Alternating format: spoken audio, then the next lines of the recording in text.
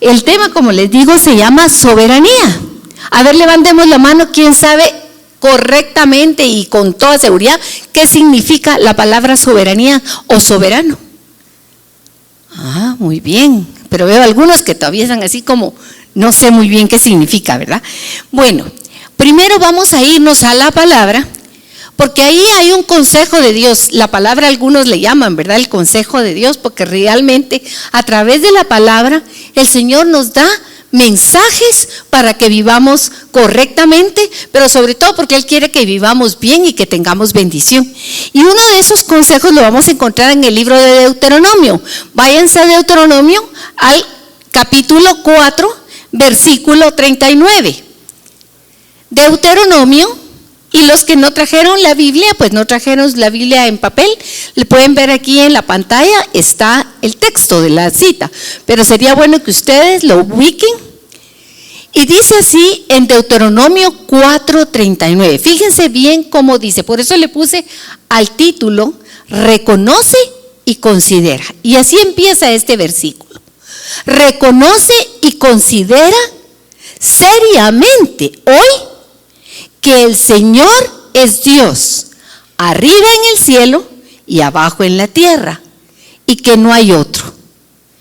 Miren qué precioso. Yo cuando vi este versículo en la palabra de Dios, tocó mi corazón, porque aunque fue escrito hace miles de años y fue dicho por el Señor hace miles de años, sigue hablándonos, porque ahí dice hoy. ¿Y cuándo es hoy? Hoy es hoy, ¿verdad? Y dice, reconoce y considera, dos palabras. Una cosa es decir, sí, yo acepto y reconozco que Dios es Dios, pero la otra es considerar, y no solo considerar, sino hacerlo con seriedad. Eso quiere decir que tenemos que repensar por qué es que reconocemos que Dios es Dios. Por eso dice ahí, y no solo es Dios en el cielo, sino que también aquí en este lugar que nosotros estamos, que es la tierra. Y finaliza diciendo, no hay otro Dios.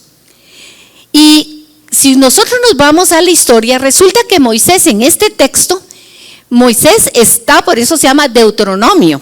Es la segunda vez que Moisés vuelve a tomar la palabra, podríamos decir, y ya llegaron a la tierra prometida, pero los jóvenes que iban en esa caravana, en ese gran grupo de personas, muchos no habían estado cuando Dios los sacó de Egipto y no sabían de todos los portentos tan grandes, pero otros sí lo sabían.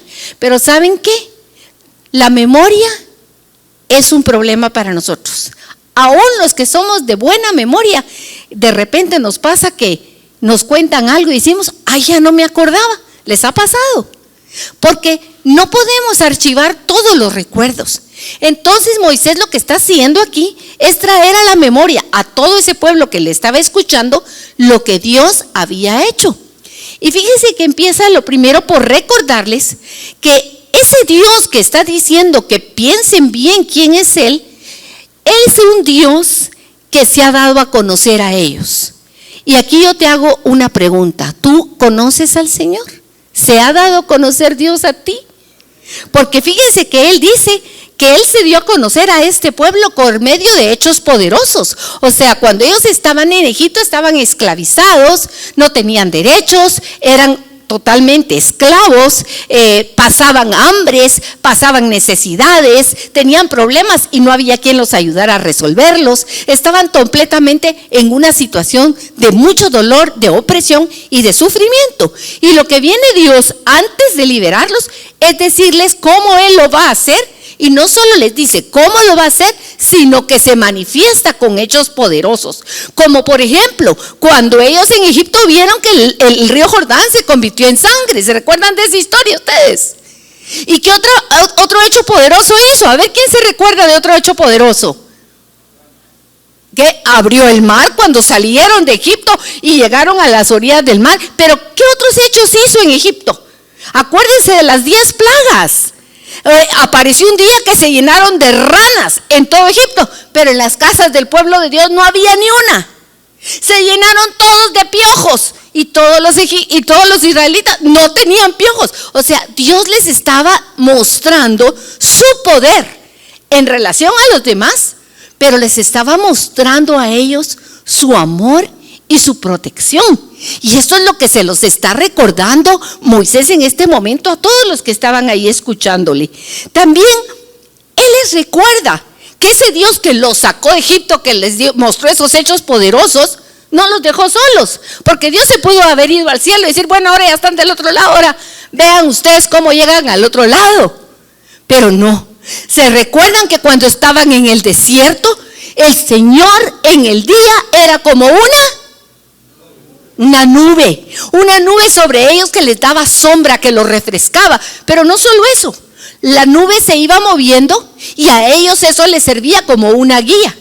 Y en la noche la nube desaparecía, pero entonces se levantaba una columna de fuego, y a mí me imagino eso como un remolino lleno de luz y de fuego intenso en medio del campamento, que alumbraba, era la empresa eléctrica del pueblo de los israelitas en medio del desierto.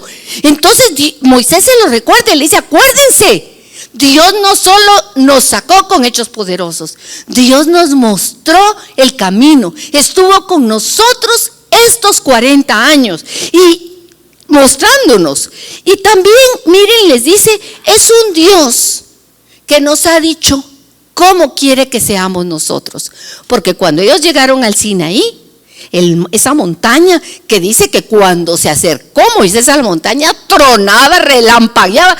Tanto fue así que ellos tuvieron miedo de acercarse y le dijeron a Moisés, mejor anda tú solito, porque da pavor oír eso. La presencia de Dios intimidaba. ¿Y saben qué? Dios les dice, yo no quiero que estén lejos, yo quiero que estén cerca. Y saben, como ustedes no se acercan a mí, yo me voy a acercar a ustedes.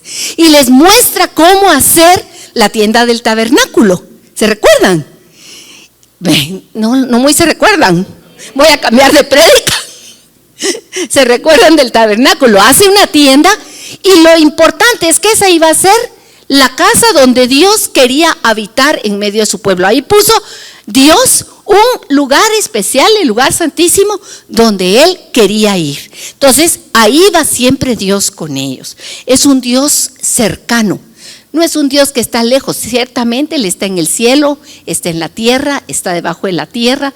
Él está en todos lados, en todos lados. Y es un Dios que nos cuenta su historia. Fíjense que eso, la Biblia dice la Biblia, la palabra de Dios. Pero ¿sabes tú que la Biblia es la historia de Dios? Es Él contándonos a nosotros quién es Él y lo que le pasó a Él. Y es un libro que nos habla de por qué sucedieron las cosas y qué trajo para nosotros los seres humanos. Así que ahora, con estos antecedentes, yo quiero irme para que consideremos seriamente y reconozcamos que Dios es Dios, a saber qué es soberanía. Nos cuesta entenderlo, ¿saben por qué? Porque nosotros aquí en Guatemala no vivimos bajo un soberano. El gobierno de aquí de Guatemala es el de una república con 3 poderes. Ustedes lo saben, los jóvenes, ¿verdad? Que están más en ese tema ahora. Pero aquí en Guatemala no tenemos un rey. Nunca hemos tenido reyes. Han habido gobernadores, han habido, ¿qué más podríamos decir? Presidentes, vicepresidentes, cierto tipo de autoridades.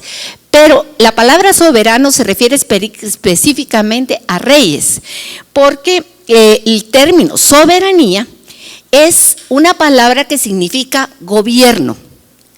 O sea, el que está por encima de los otros y dice cómo se hacen las cosas y para qué.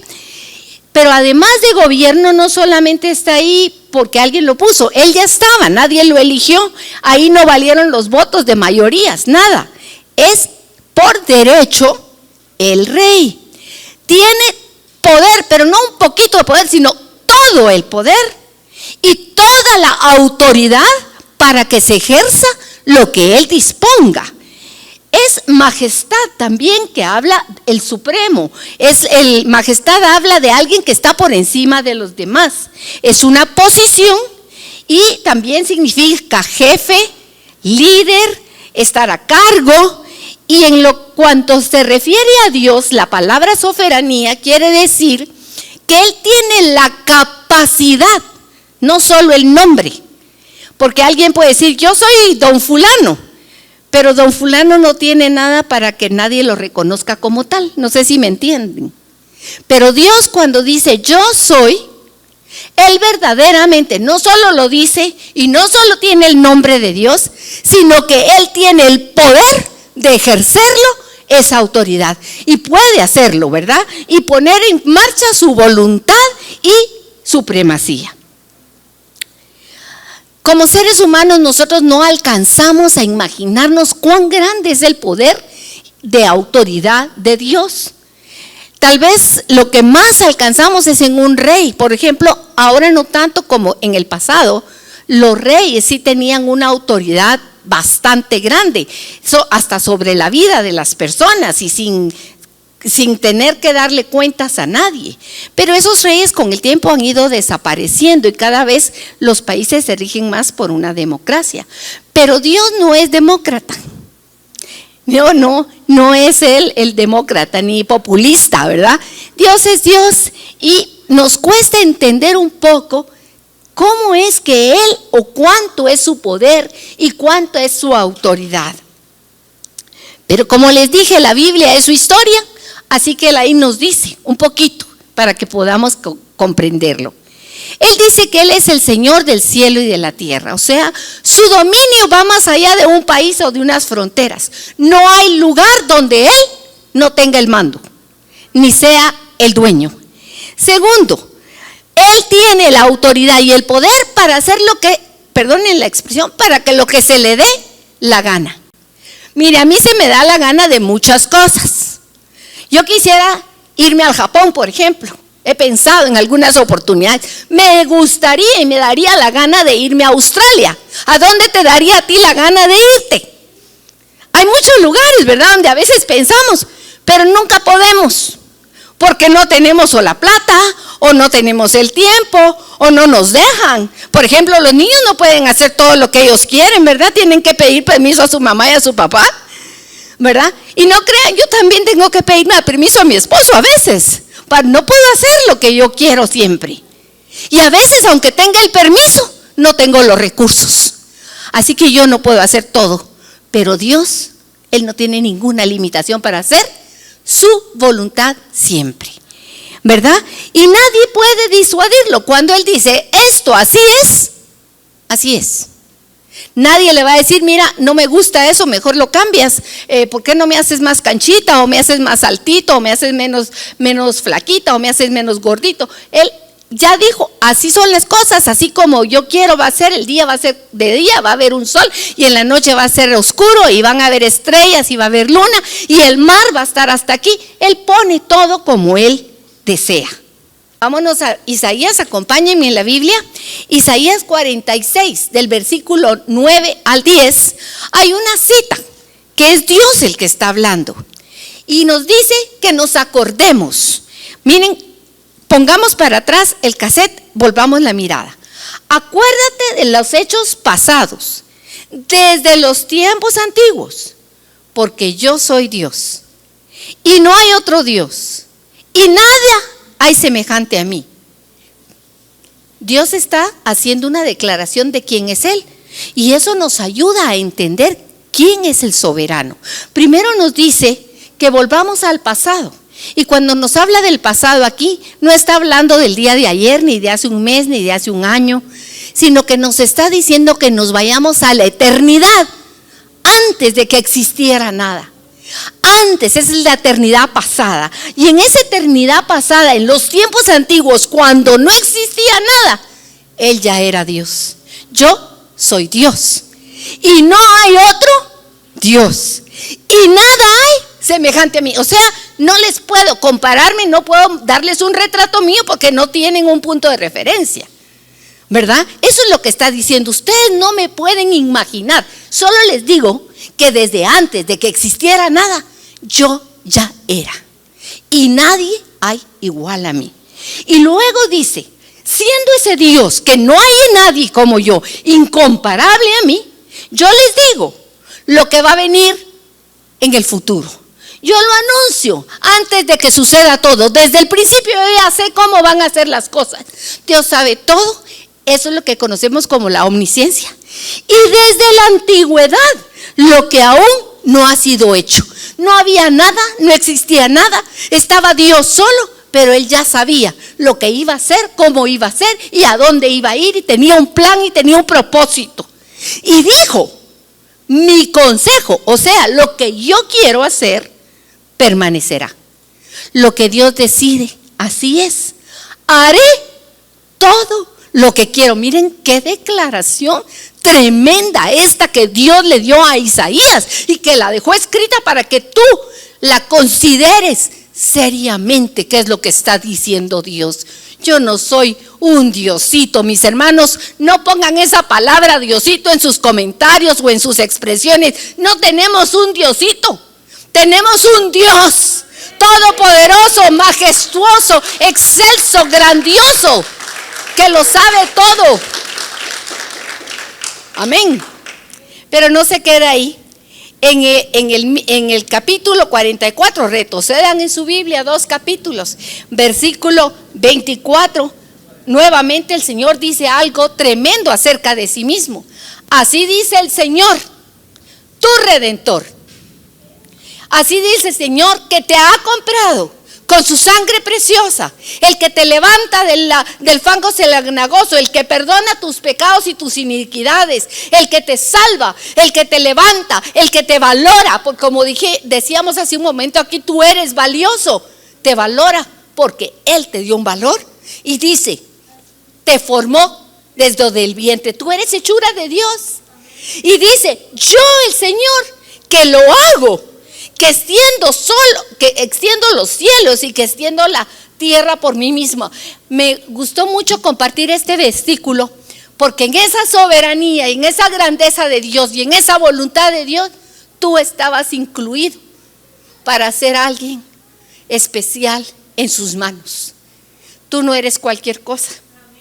Es cierto que eres barro, pero es barro con la imagen y la impronta de Dios, con su aliento en ti. Si tienes vida es porque Él te la dio a ti. Amén. Así que lo primero que vemos es que Él mismo nos dice quién es. Es difícil imaginar eso porque nosotros no tenemos un punto de comparación, ¿verdad? Pero alguna manera de entender esto tenemos. También podemos hablar de la soberanía de Dios en cuanto Él es el creador. La Biblia inicia así. Si ustedes se van al primer versículo de la Biblia, dice, en el principio Dios crió. O sea que lo primero que Dios dice de sí mismo es que Él es el creador. El creador, el que saca del almacén de la nada las cosas que fueron hechas. Y como creador, pues alguien que hace algo, creador también es la palabra autor. Ustedes saben que hay una oficina en Guatemala donde uno registra las cosas que son de su autoría, que son creaciones propias. Bueno, pues Dios no tiene necesidad de eso, Él lo dice y así es. Él es el creador y autor de todas las cosas. Y entonces, si es el autor y el creador, quiere decir que todo lo que existe, ¿de quién es? Entonces no solo es creador, también es dueño. Es el dueño y esa palabra autor también quiere decir autoridad. Él decide cómo van a funcionar las cosas que hace. A mí siempre me ha gustado para esto tomar el ejemplo del que inventó la lavadora, por ejemplo. El que inventó la lavadora, pues es podríamos decir su autor o su creador de ese aparato electrodoméstico, y cuando lo venden, le entregan a uno un cuadernito que se llama manual del usuario, ¿verdad? Que viene en varios idiomas. Y ahí dice cómo conectarlo a la electricidad, de cuántos voltios, cómo manejar los botoncitos y todo. Si usted sigue las instrucciones, el aparato está diseñado para que dure de 5 años. Antes duraban para toda la vida, ahora duran para 5 años nada más. Pero están diseñados para que si se usan correctamente tengan una buena duración. Pues la Biblia es el manual de nuestro fabricante, de nuestro creador, donde Él dice cómo funciona todo lo que ha hecho. Él hizo los cielos y la tierra y puso leyes sobre ella. Puso, por ejemplo, la ley de gravedad. si usted tira una pelota para arriba, ¿qué pasa? Se cae, no se queda flotando, ¿verdad?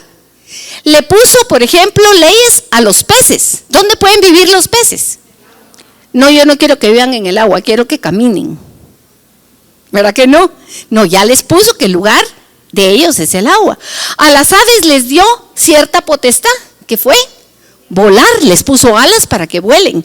A las plantas, pues las plantas les dio ciertas características para que sirvan de alimento a todos los seres vivos. Y así podríamos hablar de muchas cosas, pero esta palabra también confirmada, aquí les puse estas dos citas que confirman que Dios es el creador, también nos habla de que Dios todo lo hizo casi que sin esfuerzo ninguno. El esfuerzo que hizo fue hablar. El esfuerzo que hizo fue decir, hágase. En Juan, en el Evangelio de Juan, capítulo 1, del 1 al 3, no lo vamos a leer, pero en ese capítulo y en esos versículos habla claramente de que Jesús, que es la palabra de Dios, estaba desde el principio con Dios y era Dios. Y por medio de él se hicieron todas las cosas. Y lo refuerza este versículo del Salmo 33:9, que dice, porque él habló. O sea, Dios expresó algo y ¡pum! Todo fue creado. Qué bonito, ¿verdad? Pero no solo qué bonito, qué grandioso. Él dio una orden y no solo fue creado, sino que quedó establecido como él lo dijo. Así que Colosenses 1:16 nos refuerza lo que dice Juan también, y por eso escogí varias citas de diferente lugar de la Biblia, del Antiguo Testamento, del Nuevo Testamento, de los Evangelios y de las cartas apostólicas. ¿Por qué? Porque cuando Dios quiere hacernos conocer algo, no lo escribe solo en un lugar. Él se cerciora que esté por diferentes lugares para que sepamos que ciertamente es así. Porque dice Colosenses 1:6, porque por medio de Él, y esa palabra Él es Jesucristo, porque está hablando ahí Pablo de Jesucristo, porque por medio de Él fueron criadas todas las cosas en el cielo y la tierra, visibles e invisibles, sean tronos, lo que decía Ángel, sean poderes, sean principados, o sea, todo. Está hablando de seres espirituales y de los gobernadores también que tienen autoridad en este mundo, los príncipes de los países, los reyes de los países, los gobernadores y autoridades, todos fueron criados por Él. No se hicieron ellos a sí mismos, fueron criados por Él. Todo ha sido creado por Él. Y fíjese que lo que dice ahí, ¿y para quién es todo? Para Él.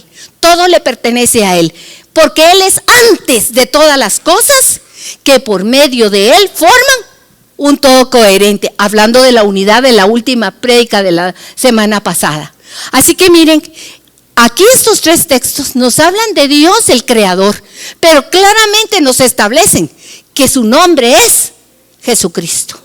No nos olvidemos que hablar de Dios, todo el mundo habla de un Dios, todas las religiones tienen un Dios, pero el problema está cuando hablamos de que ese Dios tiene un nombre, que fue un hombre que vivió entre nosotros, y que ese mismo hombre que vivió entre nosotros y que vino despojado de sí mismo, dice que dejó su autoría, digamos que dejó sus credenciales en el cielo, se hizo nada por amor de nosotros y fue a la cruz y venció a la muerte y venció al pecado y venció todo por una razón, por amor de su nombre, para que tú y yo y todos aquellos llamados por Él tengamos poder para llegar a ser hijos de Dios por medio de la fe, creyendo en Él y en su nombre. Él tiene un nombre, ciertamente es Dios, pero su nombre es Jesucristo.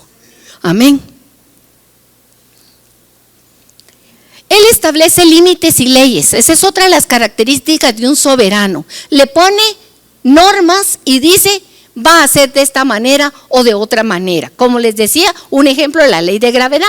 Pero tengo aquí tres citas que son, la primera es de Job, que está en el capítulo 14, versículo 5.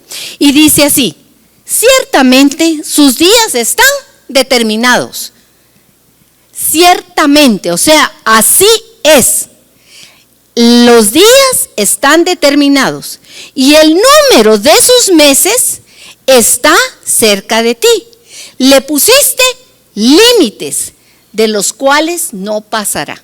A ver, esta es una adivinanza. ¿De qué está hablando Dios aquí? ¿O de quién está hablando Dios aquí?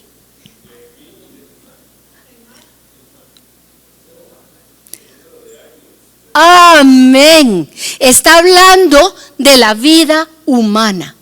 Dios le puso a tu vida un número de días. ¿Sabías tú eso? Cuando naciste, ya Dios sabe los días y los meses que tú vas a vivir. Ya está decidido. No lo decides tú. Hay personas que viven pocos años, mueren jóvenes. Y otros que duran muchos años y llegan hasta requete viejitos.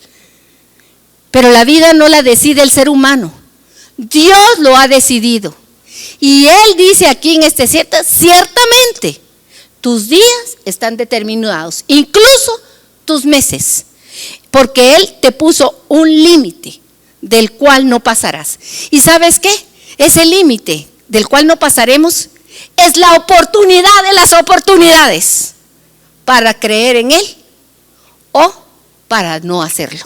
Porque el principal objetivo de Dios al crearte es que tuviéramos una oportunidad para poder volver a Él.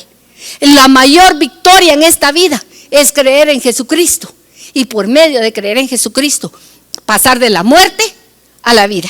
Amén. Gloria al nombre del Señor, mis hermanos. Aquí sí, gloria a Dios. Miren esta otra cita, está en Job 26:10. Y aquí dice que Dios también le puso límite a las aguas. Ahí está lo que decía Blanquita. Pero no solo a las aguas, también a las tinieblas y también a la luz. Dios dice en lo natural las horas de luz y las horas de tinieblas en las que nos desenvolvemos. Pero también en Proverbios 8:29 habla del límite del mar, para que las aguas no traspasen su mandamiento. Eso lo hizo desde el momento que Dios estableció los fundamentos de la tierra. Él, primero que nada, pues fue diseñador.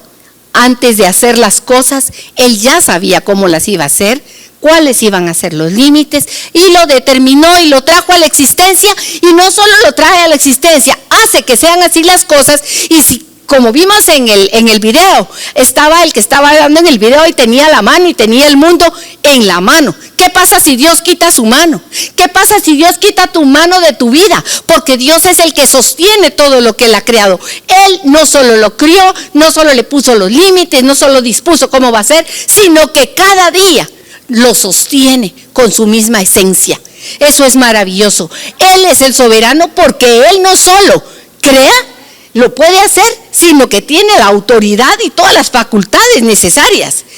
Y luego, miren, esto es otra cuestión. Ya que está todo hecho, dice en Génesis que Dios el séptimo día, ¿qué hizo? Descansó. Descansó de sus obras. ¿Y saben a dónde se fue? No se fue a una cama, sino que se fue a sentar en su trono. Su trono, yo no sé quién ha visto alguna vez un trono de un rey, pero es una silla muy grande, muy grande, más grande que lo que es el rey generalmente, pero que le da cierta dignidad, y son generalmente sillas de oro, algunas de oro puro, y ahí se siente el rey. Entonces todos los que llegan de verlo sentado ahí se sorprenden. Bueno, yo no sé cómo podríamos imaginarnos que es el trono de Dios, pero en el Salmo 29 Dios dice: el Señor tiene su trono, ¿dónde? Sobre las lluvias, arriba de los cielos que alcanzamos a ver. Y Él desde ahí ejerce su reinado, ejerce desde ese trono, y ese trono, sus patas que lo sostienen, lo que es la fuerza de esa silla, dice que está cimentado. Lean conmigo la tercera línea. ¿Dónde está cimentado el trono de Dios? Primero segundo, tercero y verdad. Miren qué cosa. Aquí estamos, acuérdense que estamos pensando seriamente por qué Dios es Dios. porque Dios es el soberano. ¿Y qué dice aquí? También hay otra cita que vuelve a repetirlo. O sea, como les digo, cuando Dios quiere que sepamos algo, no lo dice una vez, nos lo dice varias veces por si no lo hemos entendido. Lo dice también en el Salmo 89, 14, donde dice que justicia y juicio son el cimiento de trono. Misericordia y verdad van delante de su rostro. El Salmo 97, 1 y 2 también lo dice. El Señor reina. Y dice, alégrense, esa palabra regocíjense, quiere decir, gócense de que sea Dios el que reina y no otro. Alégrense, les dice a todos los lugares, las nubes de oscuridad, justicia y juicio son el cimiento de su trono. O sea, el trono de Dios está sobre todo lo creado, es inmenso. Y desde ahí Él gobierna y ejerce su autoridad y nadie más está sobre Él. Él no tiene consejeros. Él no tiene ayudadores, Él solo tiene siervos que están rendidos a sus pies. Pero a veces a esos siervos les dice, ya no te llamaré siervo, sino amigo. Y a los amigos a veces los sube a rango de hijos, de esposa, y hasta de los 144,000. Dice la palabra de Dios, dándonos a entender que hay diferentes lugares delante de su presencia, pero ninguno como Él. Amén. Y esto nos da una gran seguridad, porque su trono está cimentado sobre verdad, sobre justicia, sobre juicios, sobre misericordia. Y esas 4 palabras tenemos que pensar qué es cada una de ellas.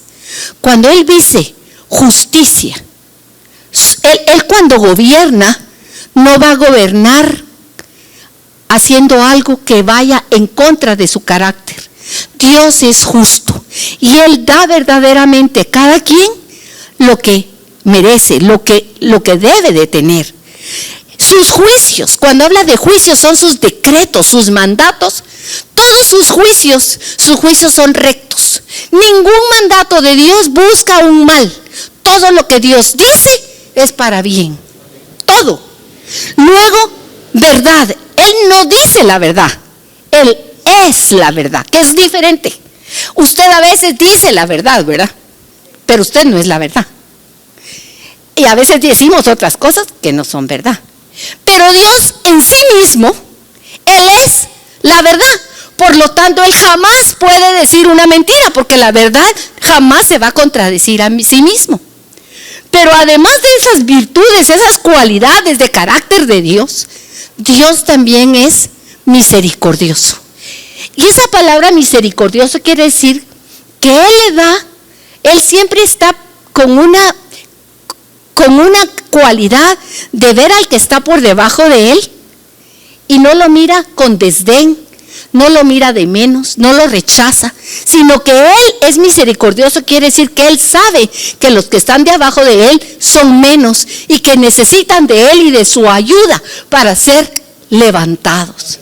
Así que siendo Él justo, con juicios rectos, verdadero totalmente y misericordioso, miren qué preciosidad de gobierno el que tiene Dios. Y Malaquías nos lo confirma. Dice en Malaquías 3:6, váyase a su Biblia, busque esta cita. Malaquías 3:6. Con Malaquías se cierra el Antiguo Testamento, fue el último profeta menor. Y Malaquías, en el capítulo 3, versículo 6, a través de Malaquías está esta declaración. El Señor dice algo maravilloso. ¿Ya la tienes? ¿Qué dice el Señor? Dice, yo, el Señor, no cambio. Él siempre es justo, siempre sus juicios son rectos, siempre es verdad, siempre es misericordia y muchos atributos más que están en Él desde siempre y para siempre. Su carácter es inmutable. Por eso dice, y quita ahí esa palabra hijos de Jacob. No es que la quitemos, que la borremos, no. Pero podemos asumirla para mí, para ti personalmente. Por eso a ti que estás aquí hoy sentado, a ti que te llamas Ángel, que te llamas Carol, que te llamas Blanqui, que te llamas Daniel, Meches, Mayra, Tito, Dani, todos los que estamos aquí, Gaby, Jorge, qué sé yo, cualquiera de ti, pon tu nombre. Por eso a ti, Jorge o Carol, no habéis sido consumida. No habéis sido consumida. ¿Se recuerdan Jeremías 31:3? Con amor eterno te ha amado. Por eso te extendí misericordia. Si estamos aquí no es porque tú te lo merezcas o tengas algo bueno. No, es porque Dios ha tenido misericordia de nosotros, porque Él sabe que somos polvo y que necesitamos de Él, y que su carácter es inmutable, su misericordia es inmutable. Eso nos debe dar una gran alegría y nos debe dar una seguridad tremenda en quién es el soberano eterno de nuestro Dios. Amén. Pero hay una situación. Siendo Él la autoridad suprema, el que gobierna, Dios no impone su soberanía. ¿Cómo así? Miren, los tiranos, hoy ustedes pueden ir al periódico o a los libros de historia y van a encontrar a lo largo de la historia de la humanidad cantidad de hombres que llegaron a gobernar sobre naciones, sobre lugares, sobre reinos, y se comportaron como los dueños de todos los demás hombres y imponían su voluntad haciendo cosas terribles a los seres humanos, inimaginables. Y hoy mismo hay de esa clase de tiranos. Hay lugares en el mundo donde usted no tiene derecho de decir nada, donde usted es considerado nada, donde usted no merece comer, donde usted no merece ni siquiera el aire que respira. Si usted está aquí, miren, nosotros aquí tenemos todavía muchas libertades y muchas cosas, pero hay lugares donde el ser humano vale menos que un animal. Y ustedes dirán, ¿cómo así? Sí, porque hay gobernantes que se portan como tiranos con otros que son igual que a él. El barro le dice al barro, yo soy mejor que tú. Qué gran error, ¿verdad? Pero Dios no es así, pudiendo serlo y pudiendo hacerlo. Él no impone sobre nadie su derecho de soberanía, sino que Él permite que nosotros elijamos. Y eso lo vemos en Génesis, en la historia, y no las voy a poner aquí las citas porque no ese es el tema, pero sí es bueno traerlo a reflexión porque estamos considerando la soberanía de Dios. Cuando Dios hizo al hombre, lo primero que Dios quería era que el hombre comiera de los árboles del jardín, de todos los árboles del huerto, menos de uno. ¿Se recuerdan cuál era el que no podía comer? A ver, ¿cuál era? Muy bien, había un solo árbol que no debían de comer, el árbol del conocimiento del bien y del mal. Pero de todos los demás árboles, o sea, de todos los demás que Dios había hecho, y cuando hablo de árboles no estoy hablando solo de productos naturales de los árboles, hablo de elecciones que el ser humano podía hacer, era tomar de diferentes cosas que eran para beneficio del ser humano. Y dentro de esos árboles había uno que se llamaba el árbol de la vida. Y nosotros sabemos que ese árbol de la vida se llama Jesucristo. Él estaba ahí también. Él estaba en medio de las decisiones que tenía que tomar el ser humano. Tenía que optar por Jesucristo, creer en Jesús y tomar de la vida que Jesús le ofrecía. Pero vemos en Génesis que esto no pasó.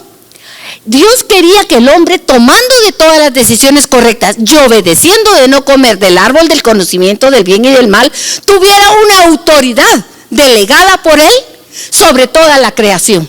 Nosotros estábamos llamados a ser co-gobernadores de la soberanía con Dios sobre toda la creación. Amén. Pero ¿qué pasó? Hubo un engaño porque había un ser espiritual que también habló Ángel, también fue un ser criado, no Dios, sino que era un ser criado que él pensó dentro de sí mismo que iba a ser como Dios y se corrompió. Corrompió quiere decir que se pudrió. Ustedes han visto una manzana madura, fresca, preciosa.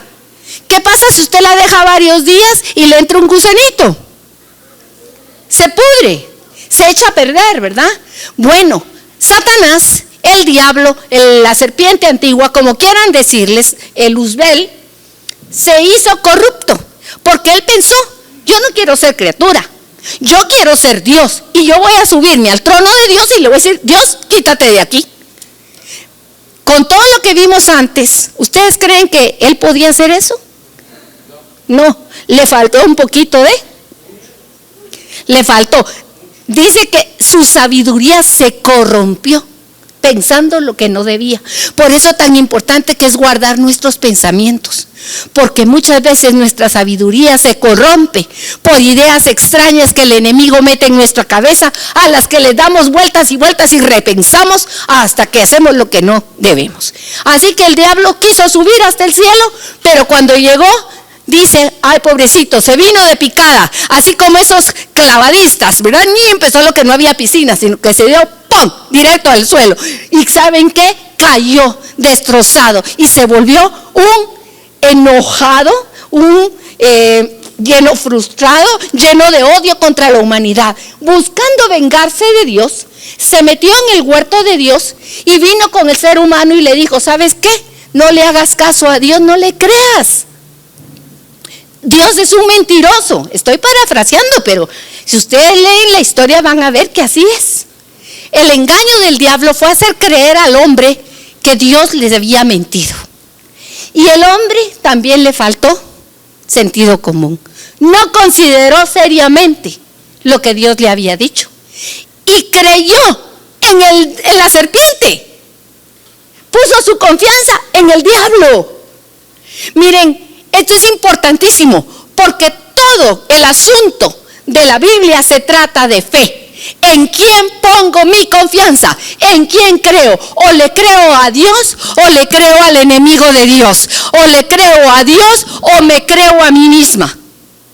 Y alguien me dijo una vez, no existen muchas voluntades, no existe tal cosa como tu voluntad, sino que en ti está la voluntad del diablo. Qué cuentazo, ¿eh? ¿A qué voluntad le voy a hacer caso? ¿En quién voy a poner mi confianza? Esa es la pregunta. Y entonces nos cuenta la palabra de Dios que el hombre engañado tomó la decisión de comer del árbol, y aquí dice claramente lo que Dios había dicho que no. Dijo que lo labrara y cuidara el huerto, y que comiera de todo árbol, y que no comiera del árbol del conocimiento del bien y del mal. Habían 4 instrucciones de Dios. Probablemente labró el huerto, pues tal vez sí. Lo guardó no, porque se metió el diablo. Si usted guarda bien su casa, no se meten los ratones. Si usted guarda bien su casa, se da cuenta cuando entra una polilla y rapidito echa flito, baigón, como se llame ahora, y acaba con las polillas. Si usted limpia bien su casa, las culebras no se meten debajo de las camas, porque usted rápidamente las saca de ahí. Pero si usted no cuida su casa, usted es desordenado, como probablemente pasó. El diablo por algún lado se coló. Así que ese segundo mandamiento era que guardase el huerto. Probablemente no lo guardó muy bien.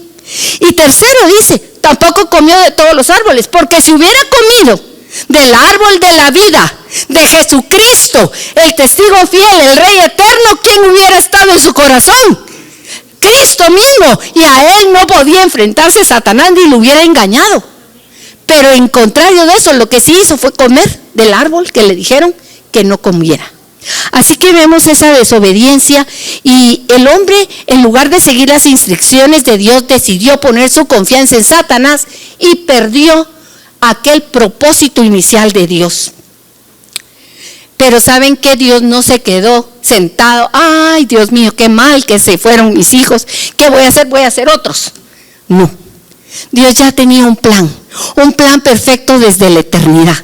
Y en el Antiguo Testamento Dios nos cuenta parte de ese plan cuando vemos el arca que va a través del desierto con el pueblo de Israel. Eso fue una enseñanza para que nosotros entendamos. Primero, cuando Dios le dijo a Moisés que hiciera un arca y le dio las instrucciones, en esa arca había un lugar especial donde Dios quería que fueran guardados sus mandatos, porque Dios iba a estar también presente, dirigiendo y diciendo cómo vivir para que el hombre tenga bendición. Luego quería ir siempre delante de ellos, mostrándoles el camino. Por eso el arca, cuando se levantaba la nube, lo primero que levantaban era el arca. También el arca iba por delante de ellos, mostrándoles el camino, siempre. Y ¿saben qué? En el Nuevo Testamento Jesús lo declara también. Yo soy el camino. Yo soy el buen pastor, el que te dirige. Y luego dice la palabra que nuestra decisión es la que determina si aceptamos o no su soberanía. En Mateo 12:30 tenemos nuevamente a Jesús, la palabra de Dios, el Dios vivo hecho hombre que vive entre nosotros, diciéndonos: elige tú en quién pones tu confianza. O crees en mí, que soy tu Dios, o estás en contra mía. Considera seriamente esto. Sobre todo tú, si eres un jovencito, un niño que estás aquí. Jesús no es un juego. Jesús es el amor de los amores. Es la misericordia, pero también es el Rey, y el Rey justo que no va a permitir que se juegue con su nombre. Hay un momento que Dios dice: hasta aquí, y eso ya está determinado. Tú tienes un tiempo. Entre más pronto reconozcas que Jesús es el Señor y el que te hizo y el que es tu dueño, y te rindas a Él, pues más vas a cosechar bendiciones. Y entre tú seas rebelde, necio, desobediente, insensato, pues van a venir muchas cosas malas sobre tu vida. Y sabes que no es el diablo, es Dios que lo permite, porque Dios está interesado en tu vida y quiere hacerte volver a Él. Amén. No tardemos en buscar el nombre y el rostro del Dios, porque es o con Él o contra Él. Él es soberano y estamos con Él o contra Él. Nuestro corazón es opuesto a Dios, mis hermanos. Desde que pecamos, dentro de nosotros se quedó una semilla que es la misma que Satanás puso en el Edén, y que siempre vamos a querer hacer nuestra voluntad. ¿Alguno de ustedes por casualidad ha padecido de esa gripe? ¿Por casualidad le ha dado eso de que yo no quiero hacer lo que me dicen los demás? Yo ya quiero ser grande. Fíjense que cuando yo estaba jovencita, me recuerdo muy bien que yo dije una vez: yo quiero casarme, porque cuando me case voy a ser libre. ¿Verdad? Miren, yo pensaba: yo no quiero que mi mamá me diga nada, ya estoy cansada que mi mamá y mi papá me manden. Si yo ya soy grande, yo quiero decidir yo sola. Pero el Señor me ha enseñado que para cada cosa hay un momento, y que las autoridades que están puestas sobre mí no son para oprimir, sino para salvar y para bendecir. Pero hay una lucha en nuestro corazón contra todo lo que se llama autoridad. ¿Saben por qué? Porque en nuestro corazón está eso de yo quiero ser como Dios. Y Dios no puede ser igualado. No hay nadie igual a Él. Termino. Pablo enseñándole a Timoteo, que era un joven. Tal vez Timoteo tendría como 16, 18 años, cuando era el discípulo de Pablo. Pablo le escribe una carta y le dice, entre el final de esta carta, que es la primera carta a Timoteo, le dice: Timoteo, se las voy a leer al estilo Carol, ¿verdad? Al estilo Carol, para hacerlo un poquito más actualizado.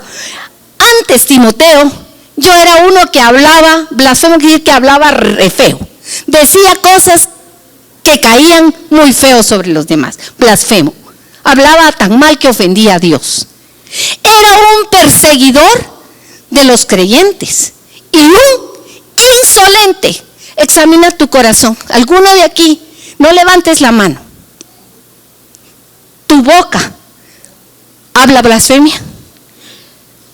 ¿Has sido perseguidor de los que creen? Tal vez no con una espada, pero vas y criticas y menosprecias a los que tienen fe. ¿O eres un insolente, no solo con tus padres, con tus maestros? Eres un insolente con los que están en autoridad. Pues Pablo lo fue. Eso le está diciendo Pablo a Timoteo: yo antes era esto, pero, y ahí pon mucha atención, Dios tuvo misericordia de mí, porque yo era mira lo que dice, ¿qué era Pablo? ¿Y qué más era Pablo? Y un ignorante, dos cosas. Así que si tú no crees en Dios, eres un incrédulo. Y si no le has hecho caso y te portas como es porque eres un ignorante. Perdóname, no lo digo yo, lo dice la palabra. Y yo un día estuve igual que Pablo, incrédula e ignorante de las verdades de Dios. Así estuvimos. No hay ninguno que pueda decir, yo ya lo sabía todo. El que diga eso es un mentiroso. No sabemos nada. Pero Dios dice, tuvo misericordia, porque Él sabe que somos barro y encima de barro, que somos incrédulos y que somos ignorantes. Y termina Pablo diciéndole a Timoteo, Timoteo le dice, la gracia de nuestro Señor se derramó con abundancia junto con la fe y el amor en Cristo. ¿Qué fue lo que le dio por gracia a Dios a Pablo? Habiendo sido todo lo malo que él dice que fue, ¿qué le dio? Le dio un favor. Gracia quiere decir, Dios tuvo misericordia, pero también le dio cosas, le dio regalos que Pablo no merecía. Le dio dones preciosos, le dio la fe, le dio la esperanza, le dio fuerza para ir contra el pecado de su carne, lo levantó y le dice, derramó con abundancia todas esas cosas junto con la fe y el amor que hay en Cristo. Y eso lo ha hecho con cada uno de nosotros, mis hermanos. También, así que termino. Por tanto, ponte de pie. Eso le dijo Pablo a Timoteo, pero yo te lo digo a ti, ponte de pie, levanta tus manos, levanta tu voz al Rey eterno, al que no tiene principio y fin, al inmortal, al que es dueño de la vida, al que no vemos, pero que se ha dado a conocer a nosotros, al único Dios verdadero, y a Él demos honor, demos gloria, hoy aquí nosotros, y hagámoslo siempre, porque Él merece toda gloria, toda honra, toda alabanza por los siglos de los siglos. Que el Señor los bendiga. Vamos.